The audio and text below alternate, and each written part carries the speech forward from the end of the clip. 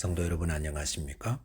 2023년 8월 17일 목요 새벽 말씀 함께 나누겠습니다. 함께 나누실 하나님 말씀은 예레미야서 22장 1절에서 9절까지입니다. 본문은 하나님께서 유다 왕들을 향해 정의와 공의를 행할 것을 권고하시는 말씀이 기록되어 있습니다. 본문을 통해서 정의와 공의를 실현해야 함과 하나님 말씀에 순종할 때 하나님의 복을 누림에 대해서 묵상하겠습니다. 첫째 묵상할 내용은 정의와 공의를 실현해야 한다는 것입니다. 본문 1절에서 하나님은 예레미야에게 왕의 집에 내려가서 하나님의 말씀을 전하라 하십니다. 그래서 본문 2절에 보시면 이르기를 다윗의 왕 위에 앉은 유다 왕이여 너와 내 신하와 이 문들로 들어오는 내 백성은 여호와의 말씀을 들을지니라 라고 하였습니다. 하나님 말씀대로 왕의 집에 내려간 예레미야는 왕과 그 신하와 백성들에게 여호와의 말씀을 들으라고 하였습니다. 그것은 하나님의 말씀을 1차적으로는 왕이 들어야 하지만 또한 신하들과 모든 백성들도 들어야 할 말씀이라는 것입니다. 본문 3절에 보시면 여호와께서 이와 같이 말씀하시되 너희가 정의와 공의를 행하여 탈취당한 자를 압박하는 자의 손에서 건지고 이방인과 고아와 과부를 압제하거나 학대하지 말며 이곳에서 무죄한 피를 흘리지 말라 하였습니다. 하나님이 예레미야를 통해 주신 말씀은 정의와 공의를 실현하라는 것이었습니다. 정의와 공의는 왕과 공직자들에게 요구되는 제일 큰 덕목입니다. 왕과 통치자는 정의를 실현하는 자입니다. 억울한 일이 있을 때 왕과 통치자를 찾아가면 해결해 줍니다. 이것 하라고 하나님이 왕을 세우고 권세를 주신 것입니다. 그렇다면 어떻게 이 정의와 공의를 실현해야 합니까? 본문에서는 세 가지를 말하고 있습니다. 첫째, 탈취당한 자를 압박하는 자의 손에서 건지라 했습니다. 탈취당한 자들은 주로 힘없는 가난한 자들입니다. 이들은 자신을 변호해 줄 사람들이 없습니다. 그래서 힘 있는 자들에 의해 쉽게 착취를 당합니다. 그럴 때 왕과 통치자들은 이런 사정을 잘 살펴 공평한 판결을 통해 탈취당하는 자가 생기지 않게 해야 한다는 것입니다. 둘째는 이방인과 고아와 과부를 압제하거나 학대하지 말아야 합니다. 이방인과 고아와 과부는 성경에 나오는 대표적인 소외 계층입니다. 돌봐줄 사람도 없고 지지해줄 사람도 없는 사람들이기 때문에 이들은 쉽게 압제를 당하고 소외되고 학대를 당할 가능성이 큽니다. 이런 자들이 억울한 일을 당하지 않도록 특별히 보살펴 주어야 합니다. 셋째, 무죄한 피를 흘리지 말라 하셨습니다.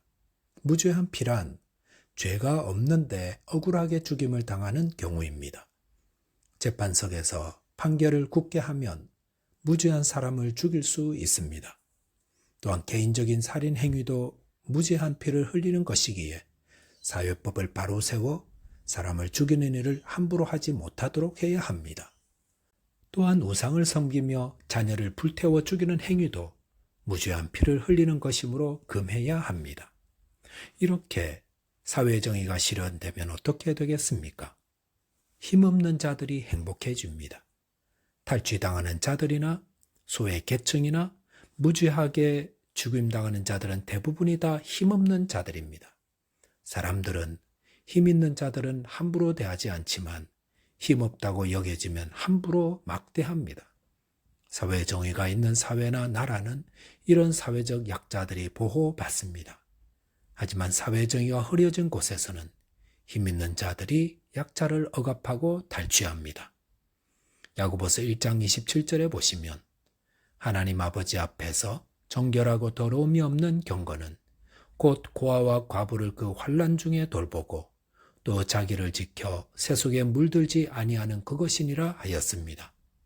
왜 기독교 복음이 전파되는 사회마다 여성과 아이들 인권이 살아나겠습니까?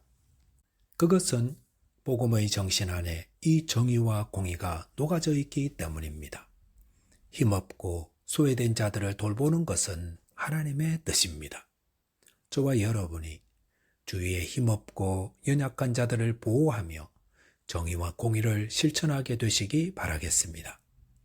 둘째로 묵상할 내용은 하나님 말씀에 순종할 때 복을 누린다는 것입니다. 본문 4절에 보시면 너희가 참으로 이 말을 준행하면 다윗의 왕위에 앉을 왕들과 신하들과 백성이 병고와 말을 타고 이 집 문으로 들어오게 되리라 하였습니다. 여기서 왕과 신하들과 백성들이 병고와 말을 타고 이 집 문, 즉 왕궁문으로 들어오는 것은 나라를 지킨 자들이 승전가를 부르며 되돌아오는 모습을 말합니다.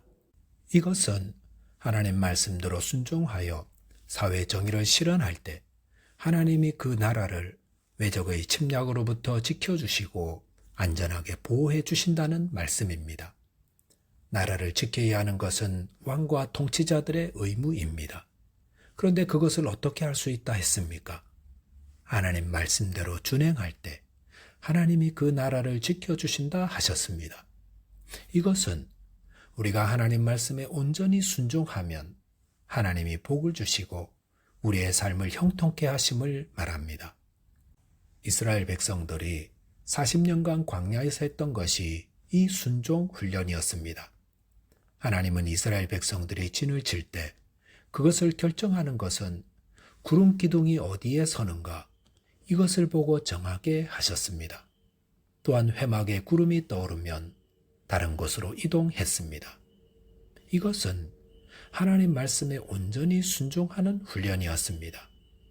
왜 그렇게 순종하는 훈련을 하게 하시는 것입니까? 그렇게 해야 하나님 말씀을 따라 믿음으로 요단강도 건너고 여리고 성도 무너뜨리고 가나안 땅을 정복할 수 있었기 때문입니다. 하나님은 그의 백성들이 형통하며 복된 삶 누리기를 바라십니다. 그래서 말씀으로 우리에게 알려주십니다. 그럴 때 하나님의 그 말씀을 따라 순종하면 하나님이 주시는 복을 누리는 것입니다. 나라가 복을 받고 사회가 복을 받고 교회와 가정과 개인이 복을 받는 것은 순종에 있습니다. 유다 나라가 사회 안에 부정과 부패를 척결하고 정의와 공의를 세우라는 하나님 말씀에 순종하였더라면 유다는 하나님이 주시는 복과 평화를 누렸을 것입니다. 본문 5절에 보시면 그러나 너희가 이 말을 듣지 아니하면 내가 나를 두고 맹세하노니 이 집이 황폐하리라 여호와의 말씀이니라 하였습니다.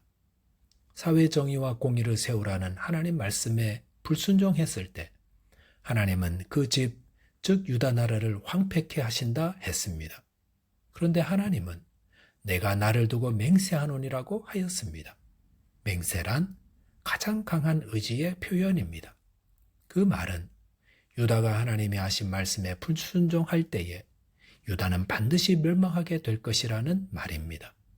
실제로 시드기야 왕은 하나님 말씀에 불순종하였고 그 결과 주전 586년 하나님의 심판의 도구인 바벨론 군대에 의해 멸망하고 말았습니다. 본문 8절과 9절에 보시면 여러 민족들이 이 성읍으로 지나가며 서로 말하기를 여호와가 이 큰 성읍에 이같이 행함은 어찌 됨인고 하겠고 그들이 대답하기는 이는 그들이 자기 하나님 여호와의 언약을 버리고 다른 신들에게 절하고 그를 섬긴 까닭이라 하셨다 할지니라 라고 하였습니다. 여기 보시면 유다와 예루살렘 성이 멸망한 후 이방 민족들이 그곳을 지나면서 이 큰 성읍이 이처럼 황폐화된 이유를 이야기한다 했습니다. 그 이유에 대한 답은 유다 백성들이 하나님과의 언약을 버리고 다른 신들에게 절하고 섬겼기 때문이라 하였습니다. 이것은 우리가 하나님 대신 다른 것을 섬길 때 하나님 말씀에 불순종하며 그 결과 불순종에 따르는 징벌을 받게 됨을 말하고 있습니다. 그러므로 성도는 하나님만 바라보고 하나님만 섬기되 하나님 말씀에 온전히 순종하는 자 되어야 합니다. 저와 여러분이 자기 안의 우상을 버리고 하나님만을 섬기시되 내게 주시는 하나님 말씀에 온전히 순종하심으로 하나님이 주시는 복을 받아 누리는 자 되시기 바라겠습니다. 기도하겠습니다. 하나님 아버지, 저희 삶에 하나님이 명하신 정의와 공의가 이루어지도록 연약하고 소외된 자들을 돌보는 자 되게 하여 주옵소서. 또한 하나님 말씀에 온전히 순종하여 하나님의 복을 누리며 하나님 나라를 위해 사는 자 되게 하여 주옵소서. 예수 그리스도 이름으로 기도하옵나이다. 아멘.